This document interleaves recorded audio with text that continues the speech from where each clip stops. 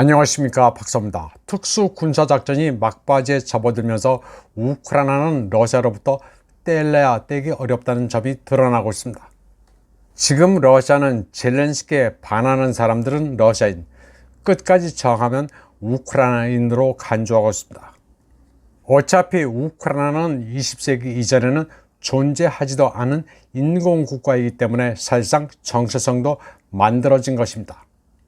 잘루지니 후임으로 우크라이나군 총사령관이 된 알렉산드르 시르스키도 뿌리가 러시아입니다. 우크라이나 민족주의자들은 시르스키가 수르직을 구사하는 데 대해 분노했습니다. 수르직은 러시아어와 우크라이나어가 혼합된 방언입니다. 영어로 치면 피진에 해당합니다. 시르스키가 독일 매체 ZDF와 인터뷰하면서 45초 동안 11개의 수르직 단어를 사용했다는 것입니다. 수르직은 율리아 티모셴코, 비탈리 크리치코, 젤렌스키 등 수많은 키예프 정치인들이 사용하는 언어입니다. 자기네들도 러시아어 단어가 들어간 수르직을 쓰면서 지금까지 우크라이나에 거주하는 러시아계 주민들을 탄압해 온 것입니다. 터커 칼슨과의 인터뷰에서 블라디미르 푸틴 대통령이 밝혔듯이 우크라이나는 인위적으로 만들어진 국가입니다. 헤트만, 족장의 영역으로만 존재했었고 폴란드에 대들다가 종족이 절멸할 뻔하자 러시아 제국에 자발적으로 속했던 집단입니다. 우크라이나어도 일종의 러시아어 방언입니다. 한 국가의 언어가 아닙니다. 그런 역사적 배경도 모르고 한국에서는 키우니, 크르미니, 우크라이나인보다 더 키예프의 감정을 이입하는 엉터리 전문가들이 많습니다. 다음 소식입니다.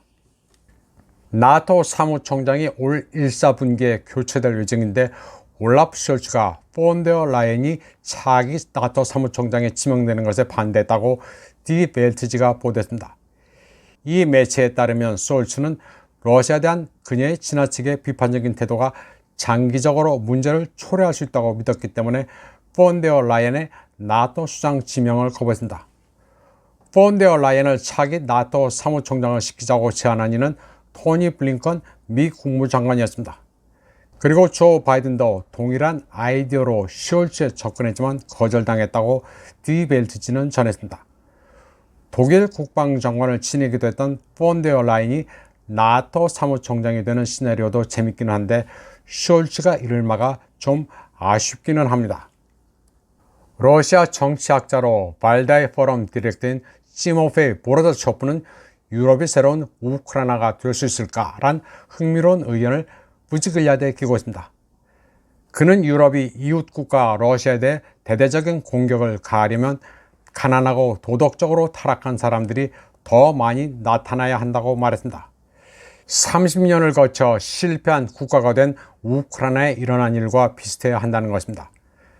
그는 비극적인 우크라이나 문제의 부가가치는 러시아의 다른 서방 이웃 국가들이 러시아 안보에 위협을 가하기 위해 도달해야 할 경제적, 도덕적 타락의 정도를 이해하는 데 도움이 된다는 것이라고 했습니다.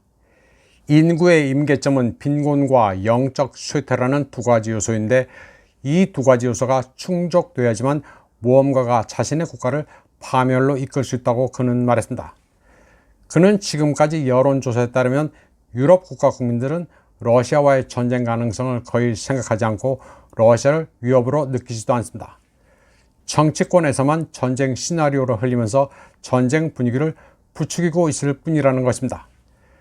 그들은 러시아 침공 위협이 있다면서도 지금 당장이 아니라 몇 년 뒤라는 엉뚱한 소리를 하고 있습니다. 하지만 온갖 호전적인 언사를 내뱉습니다.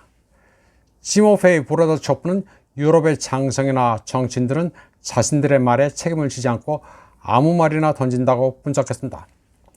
군사 부문의 모든 결정은 워싱턴이 내리기 때문에 유럽 사람들은 하고 싶은 말을 다 한다는 것입니다.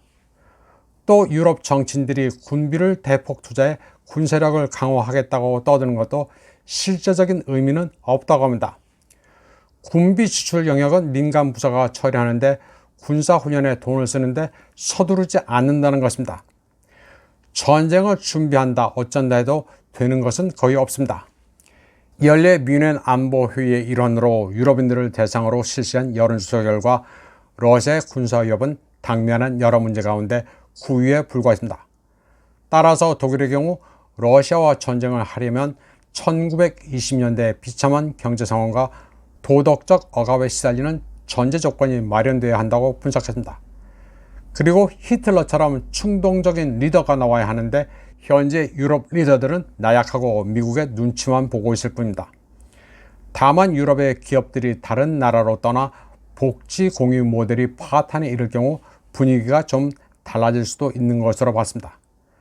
결국 우크라이나가 경험했던 것처럼 20에서 30년 정도 나라가 더 망가질 경우 전쟁의 실제 가능성도 있을지 모르겠다고 시모페이 브로더초프는 말했습니다.